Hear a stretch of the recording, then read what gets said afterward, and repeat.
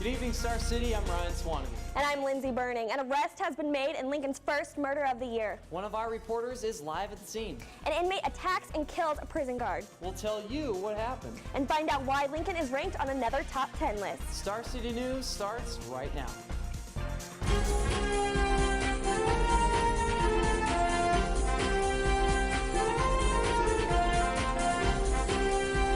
From the campus of the University of Nebraska-Lincoln and the studios of Anderson Hall, this is Star City News Now. Good evening, everyone. Welcome to Star City News. I'm Ryan Swanigan. And I'm Lindsay Burning. Here's the latest news we have for you tonight at 5 o'clock. And we begin with an update on the murder that took place January 16th at Peter Pan Park. This month, people set up a memorial for Jarvis Long, who was found dead in the park last month. Star City's Veronica Grizzle has more on this story. A shiny green insect is about to threaten trees in eastern Nebraska and western Iowa. Emerald ash borers are on the move, heading towards the area, according to foresters. The insects target ash trees, which Lincoln has many of. In other news, Lincoln's wolf dog now has a home. For now, that is. The controversial pet has been sent to a Raymond farm because of a city ordinance. A judge ordered for the dog to be moved outside the city limits by today. The owner still argues the dog is a selective breed and not a hybrid.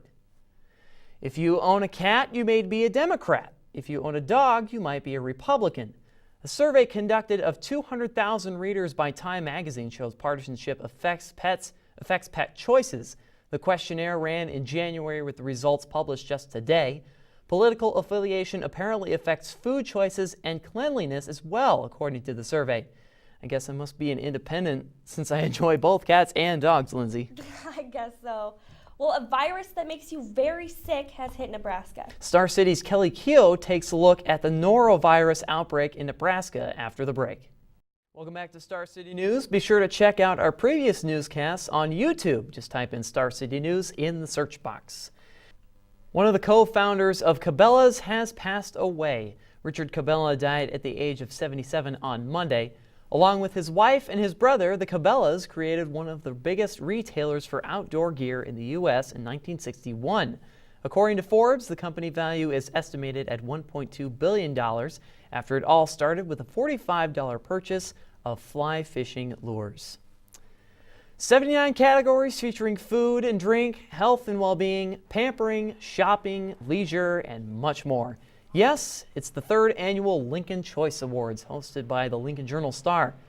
Votes are currently being accepted up until February 23rd, and the winners will be announced in March 31st edition of the paper.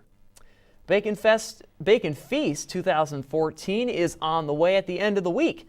The event will be held at the Lancaster Event Center from 1 to 5 p.m. this Saturday.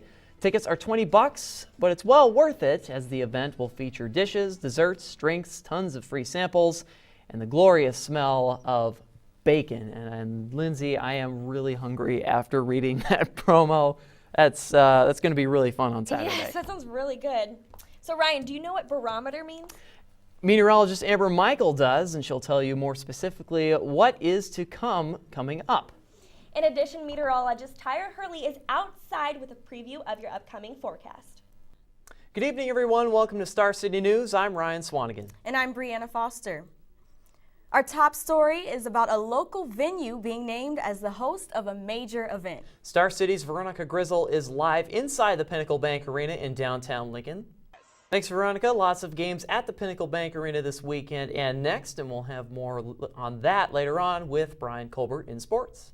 A man is dead after suffering a stab wound to the neck. The incident took place near the Sienna Francis house up in Omaha earlier this morning.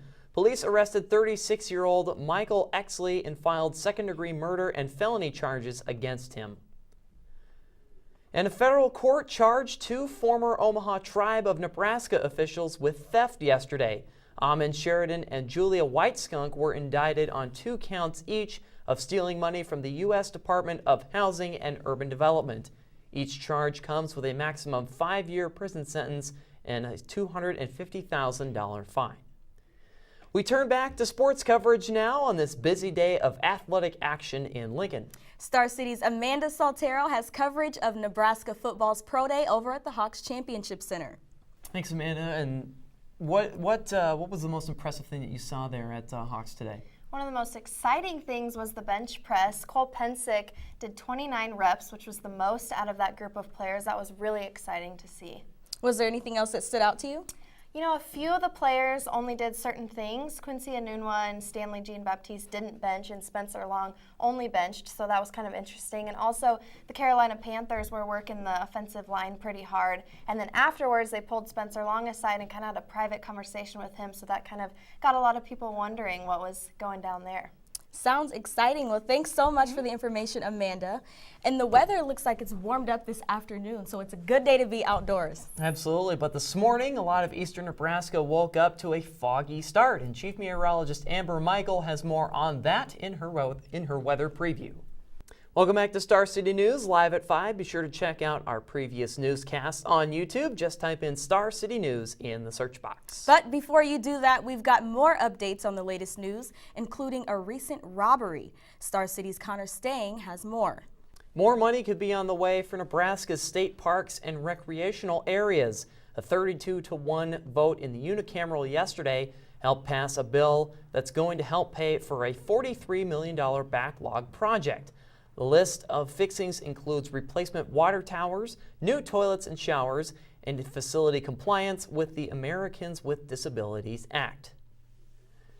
And want to graduate college in 3 years? Well, you just might be able to at Doane College in Crete. Starting this upcoming fall, students at the Liberal Arts College who are enrolled in the following programs can graduate in 3 years: computer science, math, and history. There is a catch, however. Students in any other program will be on the 4-year graduation track. And a remarkable story now involving a woman and her dog at an incident in Holmes Lake Wednesday morning. The dog apparently fell into the lake first, but was rescued by its owner. Soon after, though, the woman herself fell into the lake. 2 engineers in the area spotted her splashing around as the dog stood next to the hole in the ice. Then they rushed in to rescue her and pull her to safety. Well, we're all wondering what the upcoming weather will look like, and meteorologist Matt Garrity has the answer in his forecast. Playing with Barbie dolls as a kid might not have been a good thing. A study done at Oregon State University revealed that playing with the toys suppresses a little girl's career ambition. 37 girls ages 4 to 7 took part in the study in the psychology lab, which also turned out another unique find. Playing with Mrs. Potato Head gives girls confidence that they could grow up and do whatever a boy could do. Sounds pretty good. Good deal for those who play with Mrs. Potato Head. A lot of new information. Oh, yeah. But that's all we have on Star City News tonight. I'm Brianna Foster. And I'm Ryan Swanigan. Thanks for tuning in, and we'll see you next week. If the first day of practice is being held outside, you know, anytime we can get outside this time of year is fantastic. head coach Darren Erstad and this team just might have a bright forecast in store for them. With their first game on Valentine's Day, there's a lot of love for good weather and great play to go around. 3 years in a row we've been outside in January, and any day you can be out and see fly balls, hit on the field, take some ground balls, it just helps with the transition in 3 weeks. After coming up short last year and trying to make regionals, Erstad has an upbeat mindset when looking ahead. I believe we're very talented, but at the same point we're not talented enough to just go roll the balls out there and win. So we're going to have to be very sound defensively and on the mound to be successful. Other than Edrington with his ACL from the fall, we're in a position where we have a potential to be healthy. Senior left-hander Zach Hirsch says there's one important key to this year that Erstad believes as well. You know, I think it really comes down to, finishing games. Last year we weren't able to do that at certain points, but I think this year, we've learned from it, and we have a great group of, seniors to lead the team. We got some younger guys who, have a lot of talent, and so if we can put that all together, we can do something special. Valentine's Day may not be on the brain for Hirsch, but his love for baseball is the strongest ever. I've been playing baseball for 18, 19 years. I love this game. I've been fortunate to be here for 5 years. Most people are here for 4. Love this university. They've provided me with a lot, and so, I just try to go out there and play for my teammates, play for the fans, and try to win. Nebraska baseball doesn't come to Hawks Field here at Haymarket Park until the very beginning of March, almost a month after their first game of the season. But by then, many Husker fans will be anxious to pack the seats to show their love and affection for this team. Ryan Swanigan, Star City Sports.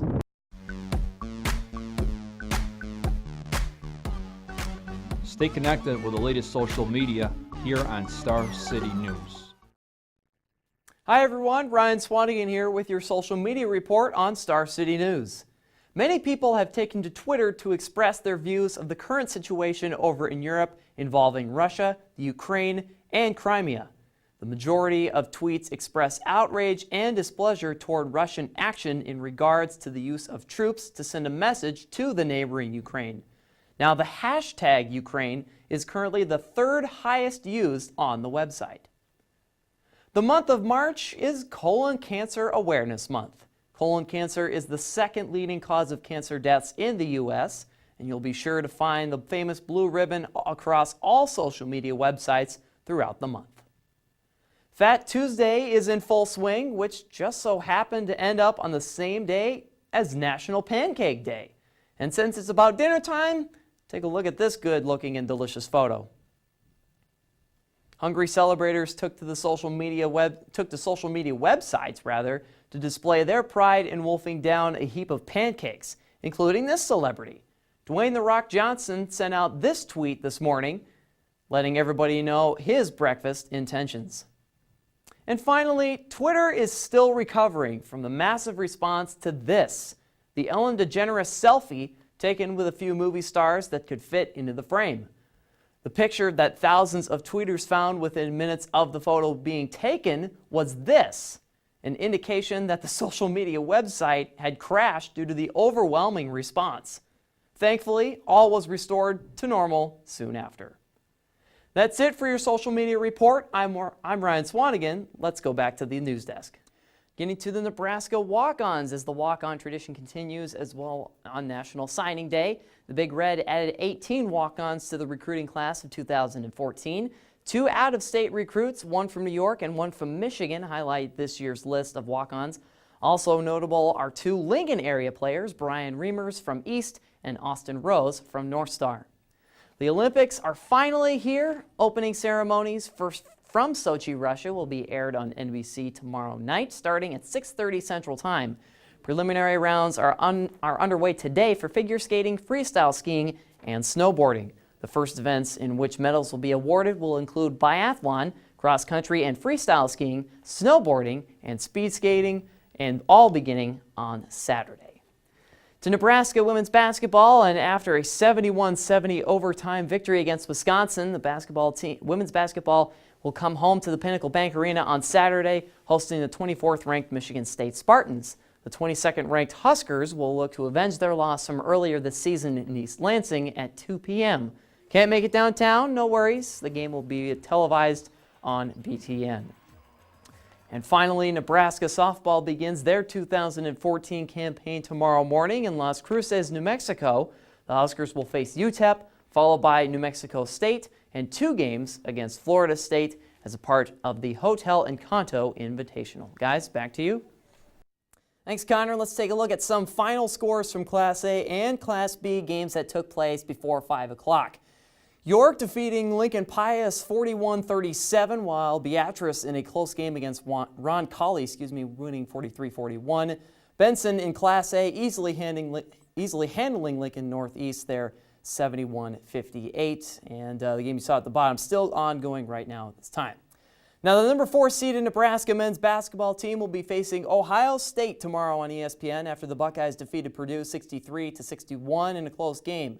For those of us who aren't able to go to Indianapolis, you can head over to the Rococo Theater to watch the game at 1:30. Red Out at Rococo is being put on by the Rebounders Club and Husker Athletic Fund, which will be free and open to the public. And finally, Nebraska teams on the diamond will also be in action Friday through Sunday. Husker baseball will have quite the challenge over at Hawks Field as they take on UC Irvine, part of the Berm Zone free t-shirt giveaway weekend series for UNL students. Big Red softball will be in Lawrence, Kansas for the Jayhawk Invitational, which will be their final road series before coming home next week. The team is 15-8 overall this season. That's it for sports. I'm Ryan Swanigan. Let's go back to Brian and Reed. Penaway up the left side now. Pulls up with a three. Good! This place is going bonkers right now, Ryan. Holy cow. Wisconsin has to call a timeout. Students just jumping in the air, going nuts. That's the sound of the final Nebraska basketball game of the inaugural season at the Pinnacle Bank Arena. With the conclusion of the NCAA Women's Tournament, basketball at PBA is on hold until its return this fall. Until then, what happens now at the venue? We'll do LPS graduations, UNL graduation, family shows, and continue throughout with a variety of different events. It's part of our general mix of the events we do. With the Harlem Globetrotters this weekend, Monster Jam next weekend, and Larry the Cable Guy at the end of the month, there is no doubt to Lorenz that PBA will continue to be a revenue generator. And as far as the future of the NCAA Women's Tournament in Lincoln goes, the teams responded well. The media response has been outstanding. We happen to match the specifics for it, you know, the hotel space and certainly the strong support for women. Because of its first-year success, it's needless to say that the allure of the Pinnacle Bank Arena has only just begun. Ryan Swanigan, Star City News. Thanks, guys. I'm here at 84th and Adams, where, as you can see behind me over here, a lot of dry fields, trees, quite a bit of farmland, also really dry and kind of filled with a lot of flying dirt here. Now, we're at the east edge of the city limits. Now, just earlier this month, grass fire started behind the People's City Mission over on the other side of town. That's in the West O area. Now, of course, other fires have taken place. Branched Oak Rec area had a fire, scorching 275 acres, in fact. Other fires in eastern Nebraska have happened, quite a few up in the Omaha area, including the Lake Cunningham Rec area, Zarinsky Lake, and Memorial Park. So Lincoln really isn't the only city that's being affected by these grass fires. Now, I talked to state climatologist Al Dutcher on the issues and the scenarios surrounding those grass fires. He spoke to me about the precautionary measures that should be exercised beyond just watching the weather. So a little bit of common sense would go a long way. If you look at all these fires that have broke out, from what I've seen, the vast majority of them have been human influence caused. Burning in this type of conditions is an absolute no-no. If you're going to have to burn at night, at least when your relative humidity levels come up and you see a drop off on your winds. Secondarily, a leading contributor to major fires is pitching cigarettes out. Now, Nebraska currently is one of the states affected by most by high risk of fire scenarios, and as you can imagine, the weather has a big factor as far as playing an effect into those grass fires. Now, with more on that, now here is Chief Meteorologist Amber Michael. Amber, Get the latest campus info with U-News. Hi everyone, Ryan Swanigan here with your U News on Star City News. We start with hockey, where it's been the passion of UNL junior Zach Miller since he was a little kid. After receiving some devastating news in the offseason, his teammates became his support group and he became their inspiration. Star City's Kelly Keough has more. Thanks, Kelly. History came to life earlier today on the Nebraska campus. The Nebraska Union Green Space turned into a Civil War campsite as the UNL History Club offered a free chance for students, faculty, and staff to experience the event. The Sons of Union Veterans of the Civil War reenactors put on the event. A detailed presentation will happen at 7 this evening in the Union as reenactors will discuss the uniforms of weapons and other attributes of a soldier. A pairing of rather unique organizations is emerging. UNL's International Quilt Study Center and Museum has already added nearly 100 high-resolution pieces of artwork to the Google Art Project. This will allow virtual visitors to explore its quilt collection online. There are many categories users can go through to find their favorite works, in addition to video chats and guided tours to locate and discuss the quilts themselves. And who says Cleveland has to rock? The Cleveland Orchestra will be coming to the Lead Center for Performing Arts this Thursday. Showtime is set for 7:30 p.m. and the night will feature 2 programs, in which the 100-member ensemble will perform Tchaikovsky's Symphony No. 5. And finally, from classical music to the rap industry, Big Sean is coming to Lincoln. The UPC, or University Program Council, announced this week that the Detroit MC will perform at the UNL Spring Concert on Wednesday, April 9th in the Nebraska Union Green Space. Mark your calendars for an 8 p.m. start time, and the event is free and open to the public. It gets better. That's the tour name of the Gay Men's Chorus of LA, performing at the Leeds Center tomorrow night at 7:30. The performance includes a show of stories, songs, and multimedia featuring appearances by the Concert Chorale from Lincoln High School. For tickets, call the Leeds Center box office at 402-472-4747 or visit leedscenter.org. Finally, with Easter weekend officially upon us, student involvement decided that the Easter Bunny needed to make his appearance felt. So, these were left across campus overnight.